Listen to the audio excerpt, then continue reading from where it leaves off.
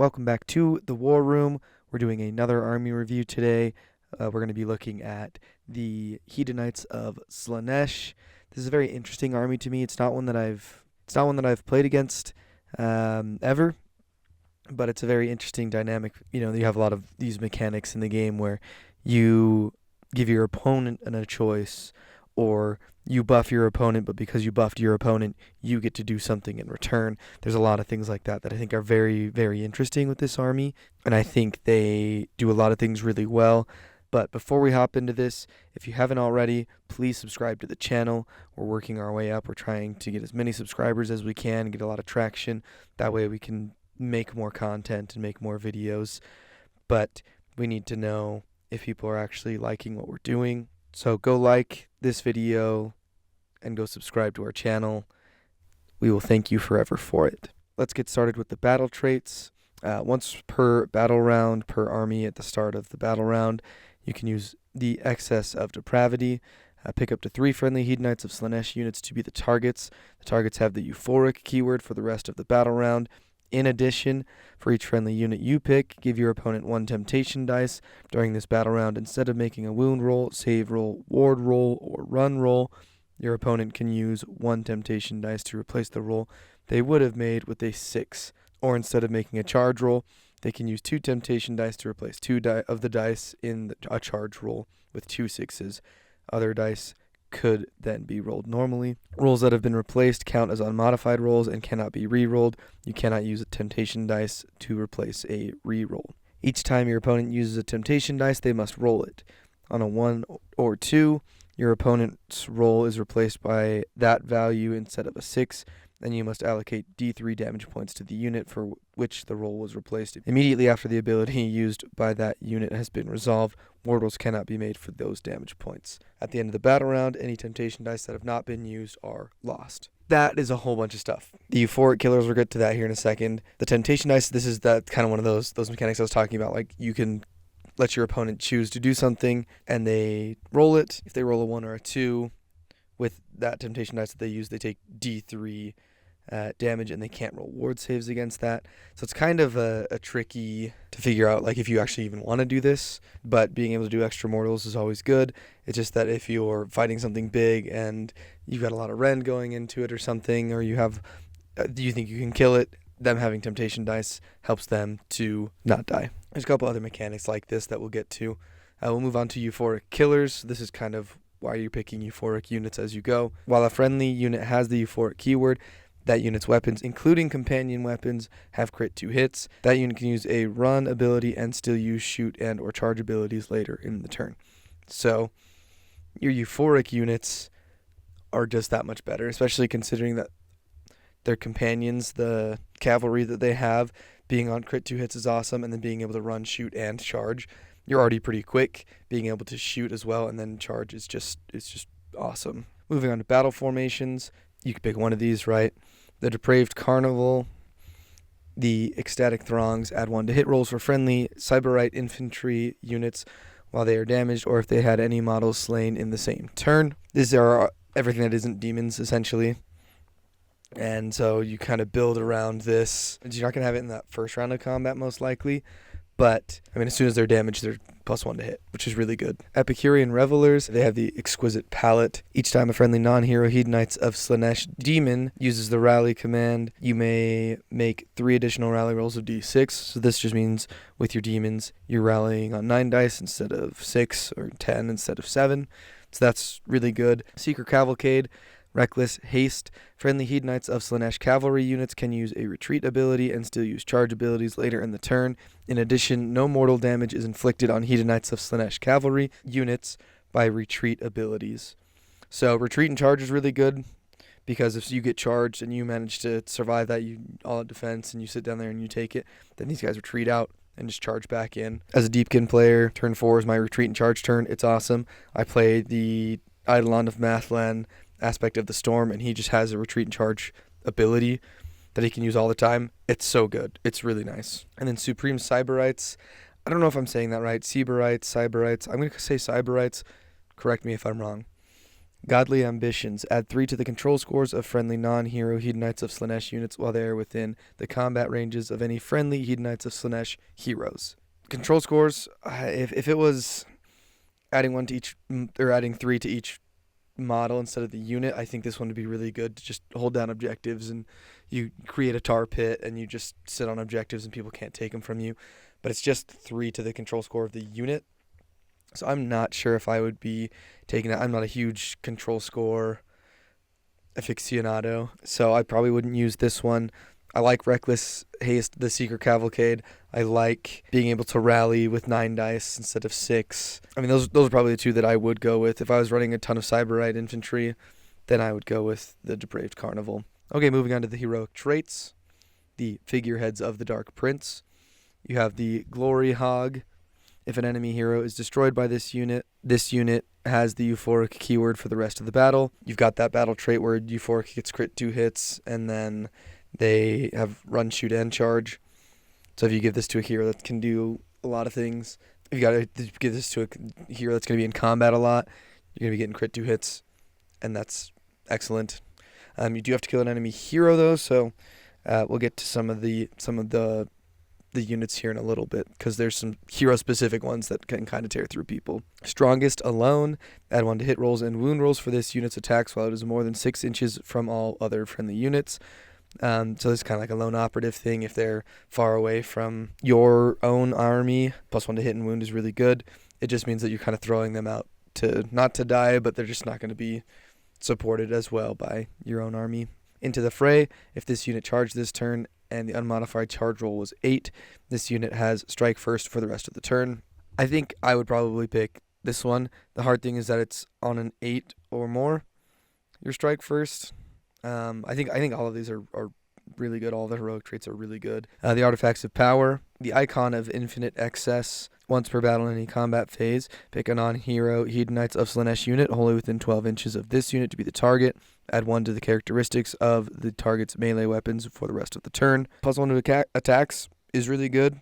It's once per battle, so you kind of have to pick and choose as you're doing it, but it is not a bad way to go. The Threnody Voice Box. Once again, if I'm saying these wrong, please correct me.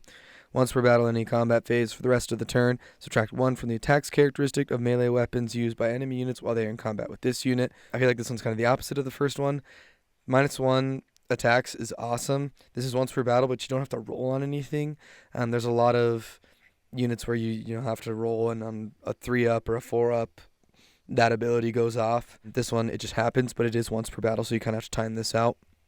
But I really like -1 attacks is awesome. It's so good. And then the Pendant of Slaanesh. At the end of any turn, if any damage points were allocated to this unit this turn, heal 3 this unit. So being able to heal 3 at the end of any turn is awesome. Moving on to the spell lore, you got the Sadistic Spite. It goes off on a 6. Pick a friendly Hedonites of Slaanesh wizard to cast this spell. Pick a visible friendly Euphoric unit to be the target. Then make a casting roll of 2d6. The target's melee weapons have crit mortals instead of crit 2 hits for the rest of the battle round. Remember, you're picking up to 3 Euphoric units at the start of every battle round. And so this one, going to crit mortals instead of crit 2 hits, I think is awesome. Crit mortals, anything that has crit mortals is really good. Like, without fail, crit mortals just do a ton of damage. Ignore armor saves, just go straight to ward saves. It's super good. And that is your unlimited, so if you wanted to cast that onto all 3 of your Euphoric units for the turn, you 100% could do that. Overwhelming Acquiescence goes off on a 7. Pick a friendly Hedonites of Slaanesh wizard to cast this spell. Pick a visible enemy unit within 18 inches of them to be the target. Then make a casting roll of 2d6. Add 1 to wound rolls for attacks that target that enemy unit until the start of your next turn. +1 to wound is awesome. The fact that this is on a 7 is really good, especially considering that it's an 18-inch range. Like, that's 18-inch range for any sort of magic is really good. A lot of things are 12-inch range, so 18-inch range is awesome. Going off on a 7, even better. Phantasmagoria goes off on a 5. Pick a friendly Hedonites of Slaanesh wizard to cast this spell. Pick a visible enemy unit within 12 inches of them to be the target. Then make a casting roll of 2d6. Until the start of your next turn, each time the target is picked to use a fight ability, You can pick a friendly unit in combat with the target. That friendly unit can move 2d3 inches after the fight ability has been resolved. It can pass through the combat ranges of enemy units and can end that move in combat. So it's essentially just another way you can kind of move your guys around and like get onto an objective that you weren't on before. And that's kind of how I see this being used. Or to tag, like you can go into new units that weren't in the combat originally, so you can tag. You've already used your fight ability, so you won't be able to fight them right then, but it helps you kind of tie down some of these bigger units that are going to be a problem for you. Things that like you don't want to charge you. Yeah, I really like their spell lore. I think their spell lore's got a lot of good stuff there. The manifestation lore, summon mesmerizing mirror. This goes off on a 6. It's a 5-up armor save, 6-up ward save. Doesn't have a move characteristic, so it's going to stay wherever you put it out. 6 health, and then vanishes on a 7+. The irresistible lure ability. This is a reaction for when an opponent has declared a move ability for a unit wholly within 12 inches of this manifestation. If that enemy does not end the move closer to this manifestation than it was at the start of the move, inflict D3 mortal damage on it after the move ability has been resolved. And then any movement phase, gaze not into its depths. Pick an enemy unit within 6 inches of this manifestation to be the target. Inflict D3 mortal damage on the target, then add 1 to hit rolls for the target's attacks for the rest of the turn. This is just a way to do mortal damage onto units. If they're trying to go somewhere else, you put this down. They try and go somewhere else and don't get closer to this thing. They just take mortal damage. And then if they're within 6 inches of it, they take an additional D3 mortal damage, but then they get +1 to hit. So I don't know if this one really does anything for me. Maybe if you got a whole bunch of units that are all right next to each other, but you have to set this up outside of 9 inches. So I don't know. I don't think it's that big of a game changer to throw this out, but I think there are ways to play it. The Dreadful Visage goes off on a 7. 6-up armor save, 6-up ward save, 8-inch movement, 6 health, and it banishes on a 7+. It's got the Hooked Tongues, 8 attacks, hitting on 3s, wounding on 4s, rend 1, damage 1. And then has the Flensing Tongues ability. Pick an enemy unit in combat with this manifestation to be the target. Roll 6 dice for each 4+, inflict 1 mortal damage on the target. If any models are slain by this ability, the target has strike last for the rest of the turn. This is a pretty good way to just get some damage in there. Rolling 6 dice on a 4+ averages math-wise to be 3 mortals. And then if any models are slain, they have strike last. So this is kind of a good little piece to kind of throw out there, get into combat, and make someone strike last. The Wheels of Excruciation goes off on a 6 as well. 5-up armor save, 6-up ward save, 8-inch movement, 6 health. It banishes on a 7+. You got the Rending Wheels, 2d6 attacks, hitting on 4s, wounding on 4s, no rend, damage 1. The Exquisite Agony ability, this is in your movement phase. Pick up to 3 enemy units that this manifestation passed across this turn to be the targets. Roll 6 dice for each target. For each roll that is less than the target's save characteristic, inflict 1 mortal damage on the target. So this is just a way to kind of shred through some low armor guys. Okay, moving on to the War Scrolls now. We're going to start with Shalaxi Hellbane. 4-up armor save, 5-up ward save, Wizard 2, 14-inch movement, 16 health, 5 control. Melee weapons, you got the Soul Piercer, 6 attacks, hitting on 2s, wounding on 3s, rend 2, damage 3, with anti-hero +1 rend. And then you got the Impaling Claws, 2 attacks, hitting on 3s, wounding on 3s, rend 2, damage 4. Being base damage 3 and damage 4 on those attacks, super solid, super good. They're battle damaged when they have 10 or more damage points. The attack's characteristic of its Soul Piercer goes down to 4. At Supernatural Grace, subtract 1 from hit rolls for combat attacks that target this unit. So anything that's targeting this is -1 to hit. This is going to be just a tanky hero. The 4-up save is a little tricky, but the -1 to hit I think kind of makes up for that. And then the 5-up ward going to help save a lot of damage from getting to you. War Scroll spell here is called Refined Senses. It goes off on a 4. I think that's the lowest I've ever seen a spell. Make a casting roll of 2d6 for the rest of the turn. Add 1 to wound rolls for this unit's attacks that target enemy heroes, and add 1 to save rolls for attacks made by enemy heroes that target this unit. You're +1 to wound and +1 to save if you get this off, and it goes off on a 4. So if you're not casting this every single turn, you would be foolish, I think. Wounding on 3s on everything is a little tricky, but If you're targeting heroes and you get this spell off, you're wounding on 2s, and you're just going to shred through heroes. Especially with the Soul Piercer, you're hitting on 2s, wounding on 2s, Rend 2, but Rend 3 with anti-hero, damage 3, like you're going to get at least 15 damage in through there. You got the Paramount Hunter. This is a reaction when an opponent has declared a charge ability for a hero that's within 9 inches of this unit. If this unit is not in combat, it can immediately move 2d6 inches. It can pass through the combat ranges of enemy units, but it must end that move within half an inch of that hero. If it does so, this unit is charged, and that hero's charge ability has no effect. So it's essentially just a counter charge. They have to be within 9 inches of you, and it has to be a hero that's within 9 inches of you.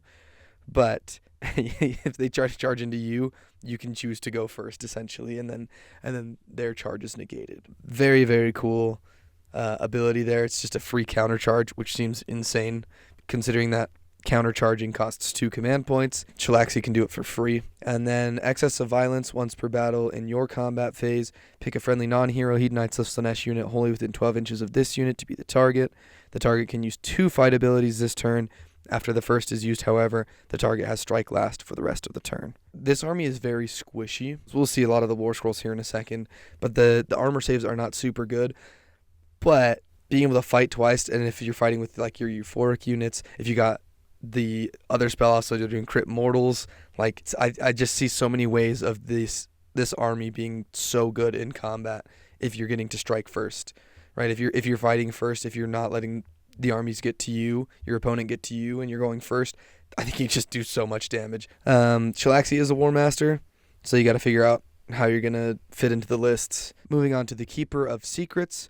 4-up armor save, 5-up ward save, wizard level 2, 12-inch movement, 16 health, 5 control.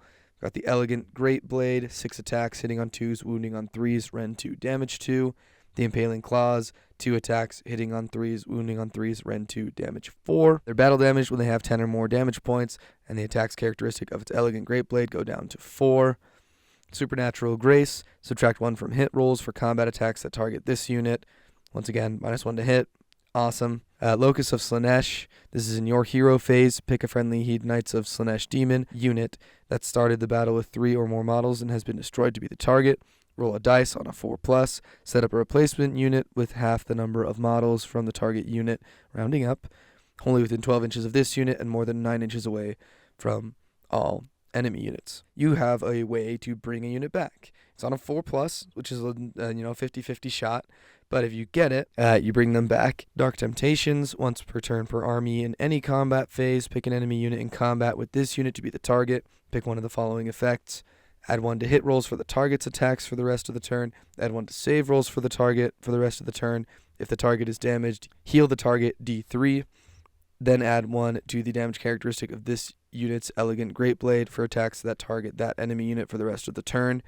This is another one of those things where like you don't give the option to them. Like you get to choose what you do, make them +1 to hit, but they're already -1 to hit against you, so you kind of, that would just cancel out. You can +1 to save if they're like ethereal. I've seen people just use this on like Night Hunt. It's like, oh, I'll give you +1 to save, but it doesn't matter. Or like if they have 1 damage point on them, you just heal them, and then you get +1 damage to the Great Blade, so you're damage 3 there. There's a lot of ways that you can make that work in your favor, and especially because you get to pick one of the 3. You can typically find one that works better than the other ones for each combat. And then the War Scroll spell is called Cacophonic Choir. It goes off on a 6. Pick up to 3 visible enemy units within 6 inches of this unit to be the targets. Then make a casting roll of 2d6. Roll a dice for each target. If the roll exceeds the target's control characteristic, inflict d3 mortal damage on it. So I think this is just an easy way to kind of, if you're seeing a lot of infantry that are control 1, or if it's, like a beast that's control 1, you're just doing mortals. It's essentially a D3 2-up mortals. Goes off on a 6. Not as good as the 4 that Chelaxi has, but still really good. Keeper of Secrets is not a War Master, so you'll be able to throw some of those heroic traits and the artifacts of power here. Not a bad way to do it. Moving on to Sinessa, a 5-up armor save, 5-up ward save, wizard level 1, and then 12-inch movement, 10 health, 5 control. The ranged weapon, this is the Staff of Slaanesh, 18-inch range, 3 attacks, hitting on 3s, wounding on 3s, Rend 1, damage D3, and it has the shoot in combat ability. Melee weapons, the Unraveler's Talons, 5 attacks, hitting on 3s, wounding on 3s, rend 2, damage 2. Not a bad little profile there. The 5-up save is not great, but 5-up ward save will save a lot of that damage. The Enthralling Splendor, this is once per turn per army. In any combat phase, pick an enemy unit that charged this turn and is in combat with this unit to be the target. Roll a dice on a 3+, subtract 1 from wound rolls for the target's attacks for the rest of the turn. -1 to wound is really good. And it's not on attacks that target Sinessa. It's just if they're in combat with her, she rolls that 3+. It goes on to the target. So they're just -1 to wound, not -1 to wound against her. That's really good. You got the Voice of Slaanesh. At the end of any turn, pick a visible enemy unit within 18 inches of this unit to be the target. If the target is a friendly unit, add 5 to the target's control score for the rest of the turn. If the target is an enemy unit, subtract 5 from the target's control score for the rest of the turn. This is the second time we've seen this. We've seen a couple of different control score abilities and things like that with this army. So they can manipulate this a little bit so that they can get a little bonus. They don't have to throw as much onto objectives, or your opponent has to throw way more stuff at smaller units to take objectives from you. I can see that being one way to use this, especially because this just happens. They just pick. There's no roll. You just pick one of your units or one of their units that's within 18 inches of Sinessa. It's an automatic thing, so you might as well use it, is what I'll say to that. The Progeny of Slaanesh. While a friendly Dexessa is on the battlefield, add 1 to this unit's power level. If you run them both together, they kind of help each other out. We'll get to her next here in a second. But being Wizard 2 is great, especially this seems like a pretty magic-heavy army because they're demons. Everything is a wizard. Everything can cast spells. They all have their own War Scroll spells that are all pretty solid. Her War Scroll spell is called Whispers of Doubt. Goes off on a 7. Pick a visible enemy hero within 18 inches of this unit to be the target, then make a casting roll of 2d6. Add 1 to the hit rolls and wound rolls for combat attacks that target that enemy unit for the rest of the turn. This is kind of another anti-hero mechanic that these guys have, which anti-hero stuff I think is pretty good in this edition, considering that like there's not going to be a whole lot of heroes out on the board, but if you take down people's heroes, there's not a whole lot more that's going to happen because a lot of people have really big, valuable, points-wise heroes that do a lot and buff the whole army and kind of make everything work. This army having all of this anti-hero stuff can kind of negate some of that because a lot of people aren't taking that many drops. You're not seeing Hero Hammer necessarily. You're seeing like 3 heroes, maybe 4. And if you're playing against Iron Jaws, you're seeing at least 5. But a lot of armies aren't running a ton of heroes, but this is just a way to kind of pick off those heroes. Moving on to Dexessa. She's got a 5-up armor save, 5-up ward save, 12-inch movement, 10 health, 5 control. It's funny, I was just saying that like all of the demons are wizards. She is not. She is a fighter. She's got the Impaling Talons. It's 7 attacks, hitting on 3s, wounding on 3s, rend 2, damage 2. The Joyous Battle Fury at the end of any turn. If any enemy models were slain by this unit's combat attacks this turn, heal this unit D3, then place a Battle Fury token next to it. Add 1 to the attack's characteristics of this unit's Impaling Talons for each Battle Fury token it has until the end of next turn. This is a really easy way to just get more attacks on her because she's just going to be slicing people up and she's just healing back too. So she's going to be tough to kill, tough to take down. It's only a 5-up armor save once again, so not going to be impossible to kill, but if she's going first, she's going to shred through anything. And then she's got the Fleeting Dance of Death.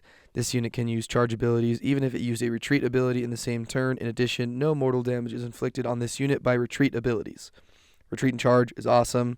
If you don't kill her in one go, she can just run away, and then she'll heal and do all kinds of stuff. You got to pick her up in one go, or you're going to be fighting her for a long time. The Scion of Slaanesh. While the friendly Sinessa is on the battlefield, subtract 1 from hit rolls for attacks that target this unit. This is that kind of synergy between the two. If they're both on the board, Sinessa is +1 to her wizard level. Dexessa is -1 to hit. So a lot of -1 to hit things on these heroes. The Redolence of Violence. Once per turn per army in any combat phase. If this unit charged this turn, pick up to D3 other friendly non-hero Hedonites of Slaanesh demon units, wholly within 12 inches of this unit to be the targets. Add 1 to the attack's characteristic of the target's melee weapons for the rest of the turn. So she charges. Pick D3, so you got a roll there.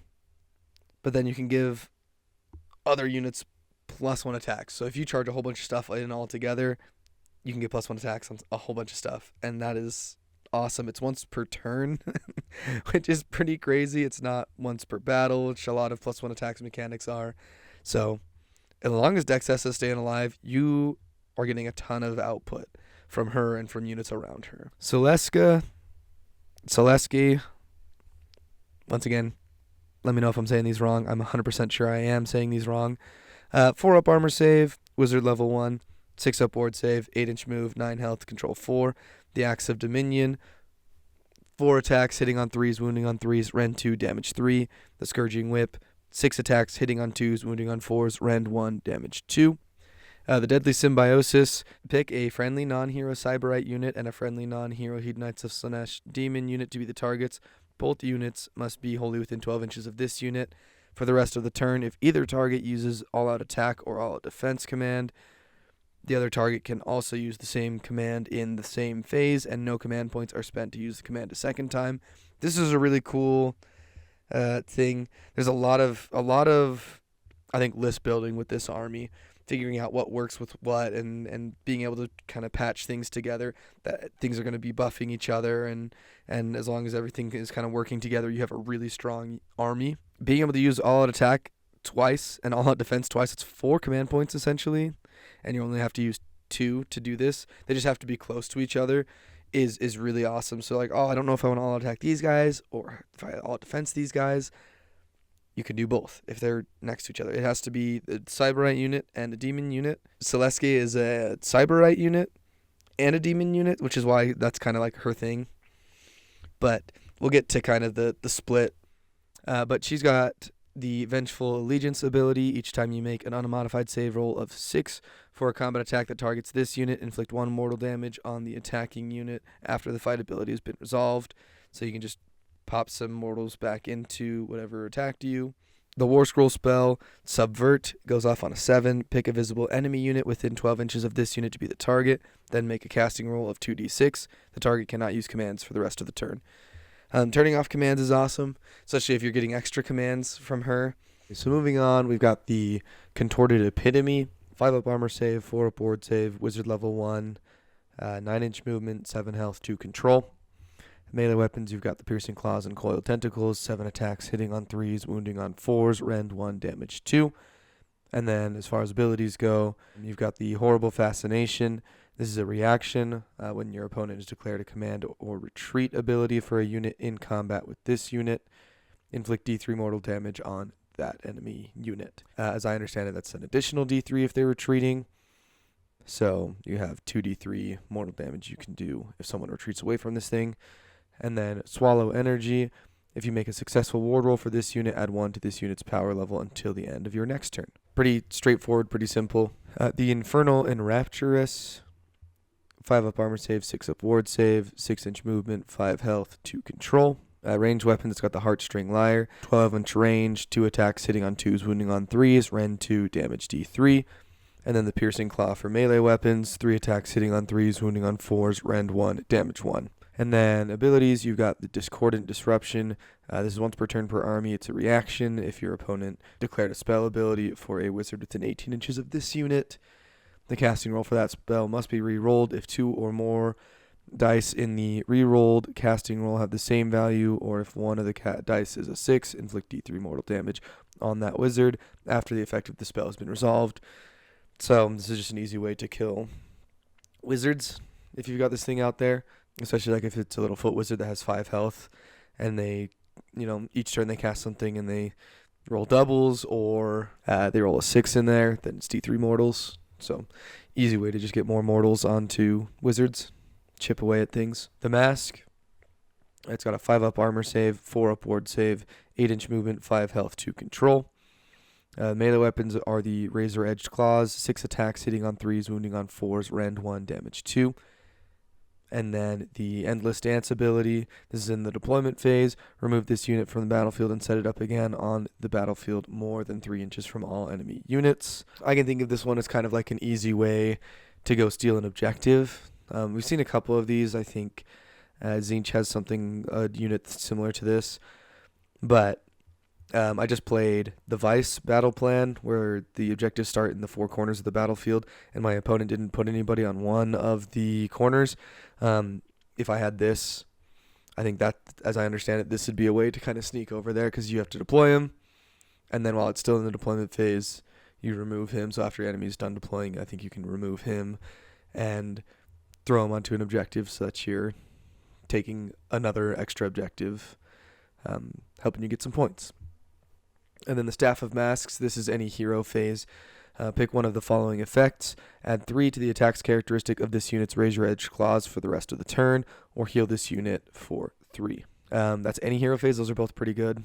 9 attacks is pretty awesome. It's hitting on 3s, wounding on 4s, so it's not great, but damage 2 with 9 attacks. If you can spike and get a whole bunch of those through, you're doing a ton of damage, or you're just healing this guy. The Seeker Chariot, 4 up armor save, 6 up ward save, 12-inch movement, 6 health, 2 control. The melee weapons, you got the Flensing Whips and Piercing Claws. 4 attacks, hitting on 3s, wounding on 4s, rend 1, damage 1. And the Steed's Poisoned Tongues, 4 attacks, hitting on 3s, wounding on 4s, no rend, damage 1, and that's a companion ability. The Mutilating Blades ability, this is any charge phase. If this unit charged this phase, pick an enemy unit within 1 inch of it to be the target.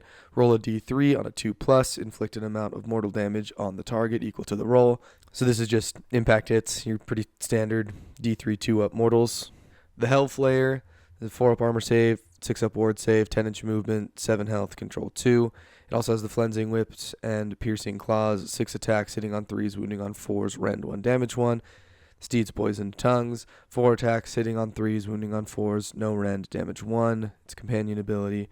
And then the Axle Blades, 4 attacks, hitting on 4s, wounding on 2s, rend 2, damage d3. And it's anti-infantry plus 1 rend, and it has the companion keyword as well. The Soul Scent ability, in any movement phase, pick up to 3 enemy units that this unit passed across this phase to be the targets. Roll a d3 for each target on a 2+, inflict an amount of mortal damage on the target equal to the roll. If any models are slain by this ability, this unit has a 5-up ward for the rest of the turn. So this is your lawnmower. You just run stuff over and do mortal damage. The anti-infantry stuff is really good too, so you run 3 onto infantry with the Axle Blades. Threshing Doom, when this unit moves, it can pass through models and enemy infantry units and can pass through the combat ranges of enemy infantry units, but it cannot end a move in combat unless specified in the ability used. The Blade Bringer, 4 up armor save, 6 up ward. It's a wizard level 1, and then 12-inch movement, 12 health, and 2 control. It's got the Flensing Whips and Piercing Claws. It's 12 attacks, hitting on 3s, wounding on 4s, rend 1, damage 1. And then the Steed's Poisoned Tongues, 8 attacks, hitting on 3s, wounding on 4s, no rend, damage 1 with the companion keyword. It has Mutilating Blades. It's the d3 2-up mortals when it charges. And then it has Soul Gorgers. This is once per turn per army in your movement phase. Pick up to 3 friendly, non-unique Hedonites of Slaanesh war machines wholly within 12 inches of this unit to be the targets. Add 1 to the attack characteristic of the target's melee weapons for the rest of the turn. This ability also affects companion weapons. So if you're running a whole bunch of these, if you were running the Chariot, you're running the Hellflayer, you're running the Blade Bringer, you're just running all war machines, this one kind of buffs them all. And it's once per turn. This isn't like a once per battle thing to add attacks. So if you're running war machines, bring the Blade Bringer, I think 100%. Okay, you got the Demonettes, 6 up armor save, 6 up ward save, 6-inch movement, 1 health, 1 control. They have the Piercing Claws, 2 attacks, hitting on 3s, wounding on 4s, rend 1, damage 1. They have the Lithe and Swift ability. Add 1 to the attack's characteristic of this unit's Piercing Claws for the rest of the turn if this unit charged in the same turn. Pretty basic, pretty standard. Cheap unit, and they come in 10s, so you can just make a whole bunch of these and have someone have to deal with a bunch of bodies. And adding 1 to attacks when they charge is really good. It's not like on an 8+ or something. It's just +1 attacks if they charged. Fiends, 5 up armor save, 6 up ward save, 10-inch movement, 4 health, 1 control. Deadly Piercers and Barbed Stinger, 4 attacks, hitting on 4s, wounding on 3s, rend 1, damage d3. They are anti-monster +1 rend and has the companion keyword. The Soporific Musk ability, this is once per turn per army in any combat phase. Pick an enemy unit in combat with this unit to be the target. Roll a dice on a 4+. The target has strike last for the rest of the turn. And then Disruptive Song. Subtract 1 from casting rolls and unbinding rolls for enemy wizards while they're within 12 inches of this unit. And then it has the Beast keyword. This unit has a maximum control score of 1. These guys are interesting. I think these are a good, like, kind of tech piece where they're going to be helping out the rest of your army, but they're probably not going to be doing a whole bunch. The 4-up Strike Last is really good. It's a 50-50 chance, but it's any enemy unit. It's not like a hero or anything like that. And then -1 from casting rolls on wizards if they're within 12 of him. It's also really good. So a little additional piece in your army that kind of throws out some debuffs to your opponent.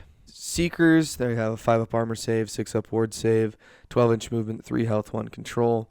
The melee weapons, they have Agonizing Claws, 3 attacks, hitting on 3s, wounding on 4s, rend 1, damage 1, with anti-cavalry, +1 rend. And then the Steed's Poison Tongue, 2 attacks, hitting on 3s, wounding on 4s, no rend, damage 1, with a companion keyword. The anti-cavalry +1 rend is really good because a lot of times to get that, you have to use one of your honor guard abilities to make someone be anti-cavalry on the charge. These guys are just anti-cavalry all the time. I feel like the meta has kind of shifted away from cavalry a little bit, but we're going to be seeing, I think we're going to be seeing a lot more cavalry coming into play with some of these other armies that are coming in that are getting updated. They have the Quicksilver Speed ability. When making run rolls for this unit, if you roll a 1 to 3, you can use a value of 4 instead. So when these guys are running, they are always at least running 4 or more. That doesn't count for redeploys though, just for run rolls. Moving on to Glutos or Scallion. He's got a 4-up armor save, 5-up ward save. He's a wizard level 2. 8-inch movement, 18 health, 5 control. The ranged weapons, you got the Leerstaff of Lothshar. 12-inch range, 1 attack, hitting on 2s, wounding on 2s, no rend. It's damage 6, and it has the shoot and combat ability. And then melee weapons, you've got the Great Blade and Claws. 8 attacks, hitting on 3s, wounding on 3s, rend 1, damage 3. It's a companion keyword there. And then the Scourge and Dagger, 4 attacks, hitting on 3s, wounding on 4s, no rend, damage 1, with the companion keyword there. Has battle damage when this unit has 10 or more damage points. The attack's characteristic of its Great Blade and Claws is 6. Gorge on excess. Pick a friendly Cyberite unit wholly within 12 inches of this unit to be the target. Heal the target for 6, and that's the end of any turn. So as long as your Cyberite units are within 12 of him, you kind of just surround him. You're just going to keep on healing a whole bunch of guys. As a War Scroll spell, it's Crippling Famishment. It goes off on a 7. Pick a visible enemy unit within 18 inches of this unit to be the target. Then make a casting roll of 2d6 until the start of your next turn.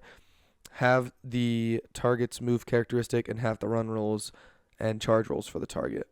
So that War Scroll spell is really good because you can just slow your opponent down. Any big monster that's coming in at you, any cavalry unit that's scary, if you can get this off, it just not almost stops them, but it really slows them down. And then he's got the Grand Gourmand ability. A different effect applies to friendly Cyberite units each battle while they are wholly within 12 inches of this unit as shown below. The effects of all previous battle rounds also apply to those units while they are wholly within 12 inches of this unit. So battle round 1, add 1 to run rolls and charge rolls for those units. Battle round 2 is the main. Add 3 to those units' control scores. Battle round 3 is dessert. Add 1 to hit rolls for those units' attacks. And then battle round 4 plus is digestive. Add 1 to the rend characteristics of those units' melee weapons. So this is another really good piece to have on the board to kind of buff your army. And then his War Scroll spell is just awesome. I think magic in this army is really beneficial because I think their spell lore is really good.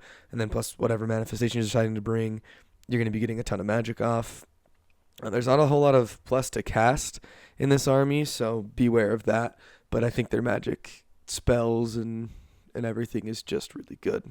The Lord of Hubris, 5-up armor save, 5-up ward save, 6-inch movement, 5 health, 2 control. He's got the Exquisite Scimitar, 5 attacks, hitting on 3s, wounding on 4s, rend 1, damage 2. And then he has the You First, I Insist ability. This is any combat phase. Pick an enemy unit in combat with this unit to be the target. Your opponent must decide whether the target will accept or decline this unit's challenge. The target has strike first for the rest of the turn, except The target has strike first for the rest of the turn. If this unit is in combat with the target when the target is picked to use a fight ability, all of the target's attacks must target this unit. Decline, the target has strike last for the rest of the turn. So I see this as kind of like a way to protect a unit that you don't want to die. You just keep him next to this guy, and then when you fight, you just use this combat ability. And if they decide they want to strike last, then you just go all in with everything into that. If they decide they want to accept the challenge, then they have to fight this guy. They probably kill him because he's not super tough, but then you just get to strike back with whatever unit you were wanting to not die. Only the best will suffice. This is any combat phase. Pick a friendly Myrmidesh, Painbringers, or Simbaresh Twin Souls unit that is in combat and is wholly within 12 inches of this unit to be the target. Roll a dice on a 3+ for the rest of the turn. Each time a model in the target unit is slain by a combat attack and that model is in combat with the attacking unit, roll a dice for each 4+ and inflict 1 mortal damage on the attacking unit after the fight ability has been resolved. Just another way to get mortal damage, dishing out, kind of chipping away at some units. And this one's interesting because it's coming from him, but it goes to whatever unit is attacking the Twin Souls or the Painbringers, which is kind of an interesting thing. The Lord of Pain, 4 up armor save, 5 up ward save, 6-inch movement, 5 health, 2 control. He has the Soul Piercer Mace, 5 attacks, hitting on 3s, wounding on 3s, rend 1, damage 2. He has the Share the Pain ability. Each time you make a successful ward roll for this unit for a damage point inflicted by a combat attack, inflict 1 mortal damage on the attacking unit after the fight ability has been resolved. And then the Disciples in Torment. While this unit is contesting an objective, add 1 to wound rolls for combat attacks made by friendly Cyberite units wholly within 12 inches of this unit. Sigvald, the Prince of Slaanesh. He's got a 3 up armor save, a 4 up ward save, 6-inch movement, 7 health, 2 control. His melee weapon, he's got the Shard Slash, 5 attacks, hitting on 2s, wounding on 3s, rend 2, damage 2. The Powered by Vainglory ability. If this unit charged this turn and the unmodified charge roll was 6+, the attack's characteristic of this unit's Shard Slash is equal to the unmodified charge roll. So potentially he can get 12 attacks, and when he charges he won't be getting any less than 6. The Glorious Reborn. This unit has strike first if it charged in the same turn, and then Shard Slash ward rolls cannot be made for damage points inflicted by this unit's combat attacks. He seems pretty combat heavy, and then that 3 up armor save with the 4 up ward save is pretty insane. Like, he only has 7 health, but I don't think he's going to go down very easily, especially if he's getting in the charge. He's going to be killing a whole bunch of stuff because he's strike first, and then plus however many attacks you roll, and you can't take ward saves against his attacks. So he's very dangerous. I think he's pretty squishy. I don't even know if I would say squishy. That 3 up armor save, 4 up ward save, I don't know. It's better than the Achillean Leviathan that I have with Deepkin, which is 3 up armor save and a 5 up ward save. So I don't know if he's squishy or tanky because he only has 7 health, but he'll be able to take some damage, I think. The Slangor Fiendbloods, 5 up armor save, no ward save on these guys, 6-inch movement, 3 health, 1 control. They got the Razor Sharp Claws and Gilded Weapons, 4 attacks, hitting on 4s, wounding on 3s, rend 1, damage 2. And then the Slaughter at Any Cost ability. This is in the enemy shooting phase. If any damage points were allocated to this unit this turn, this unit can use a normal move ability as if it were your movement phase.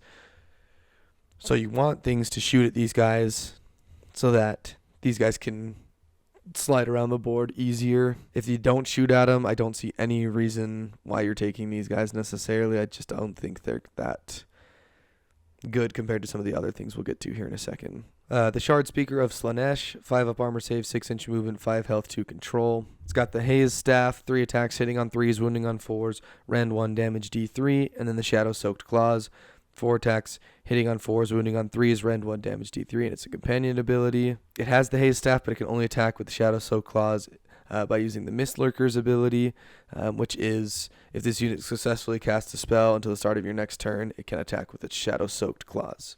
Shadow Cloaked Claws. And then the Twisted Mirror, this is once per turn per army in your shooting phase. Take an enemy unit within 8 inches of this unit to be the target. Roll a dice on a 4+, subtract 1 from save rolls for the target until the start of your next turn. It's 50-50, but it's an easier way to get, -1 to save on someone. It's wizard level 1, so you're going to be casting a spell here and there. And if you get it off, then you get Mist Lurkers. I don't think you want this guy in combat. I think you just want him to be using the Twisted Mirror to kind of get that -1 to save off. The Myrmidesh Painbringers had 3-up armor save, no ward save, 6-inch movement, 2 health, 1 control. Wicked Scimitars, their melee weapons, 3 attacks, hitting on 3s, wounding on 3s, rend 1, damage 1. And then they have the Paragons of Battle ability, add 1 to the rend characteristic of this unit's melee weapons while it is contesting an objective you do not control. So they get better in enemy territory. They have the 3-up save, which is really good, but with no ward save, makes them a little more fragile than not having a ward save at all. The Bliss Barb Archers, 6-up armor save, no ward save, 6-inch movement, 1 health, 1 control. The Bliss Barb Bow is their ranged weapon. It's 18-inch range, 2 attacks, hitting on 3s, wounding on 4s, rend 1, damage 1. And then the Cyberite Blade, 1 attack, hitting on 3s, wounding on 4s, no rend, damage 1. The Bliss Brew Homunculus. This unit's Bliss Brew Homunculus is a token. There is 1 Bliss Brew Homunculus for every 10 models in this unit. Subtract 1 from hit rolls for shooting attacks that target this unit while it has a Bliss Brew Homunculus. If you make an unmodified save roll of 1 for this unit, remove the Bliss Brew Homunculus from the battlefield after the attack ability has been resolved. The damage point is still inflicted. So these are just your standard archers. 18-inch range is really good. A lot of things in 4th edition, their range went down from their 3rd edition ranges. So these guys being at 18 inches is still really good. You can still got a lot of firepower out of these guys if you want. And if you run a big reinforced unit of these guys, you can get a ton of attacks in there. Moving on to the Simbaresh Twin Souls. 4-up armor save, no ward save, 6-inch movement, 2 health, 1 control. They have the Merciless weapons, 4 attacks, hitting on 3s, wounding on 4s, rend 1, damage 1. They have the Ego-driven Accessibility. If this unit did not charge this turn, subtract 1 from the attack's characteristic of melee weapons used by enemies while they are in combat with this unit. It's essentially the bodyguard mechanic, but it's just as long as they're in combat with them. Any enemy unit is -1 attacks. You don't have to roll or anything, which is nice. And then they have the Fiendish Reflexes. If this unit did not charge this turn, it has a 5-up ward while it is in combat. So you kind of want to put these guys into danger's way because then they get a ward save and then they're whoever's in combat with them is -1 attacks. So you want these guys to get charged. They don't get any bonuses when they charge. Hellstriders, 5-up armor save, no ward save, 12-inch movement, 3 health, 1 control. They have the Claw Spear or Hell Scourge, 3 attacks, hitting on 3s, wounding on 4s, no rend, damage 1, with anti-infantry +1 rend and charge +1 damage. And then Steed's Poison Tongues, 2 attacks, hitting on 3s, wounding on 4s, no rend, damage 1, with the companion keyword. They have the Maiming Charge ability. If this unit charges this turn, subtract 3 from the control scores of enemy infantry units while they are in combat with this unit. So you're gonna want to use these guys to go mow down infantry, or else you'd have no rend. When they're on the charge, they're 2 damage, and if they're charging into infantry, they're +1 rend. And then you subtract control scores from infantry while they're in combat with these guys if it charged. So there's a lot of control score manipulation in this RV. Just a pretty solid unit. The 5-up ward save or 5-up armor save with no ward save makes these guys extra squishy. So you got to be careful just running these guys in and having them dying. The Slick Blade Seekers, 5-up armor save, no ward save, 12-inch movement, 4 health, 1 control.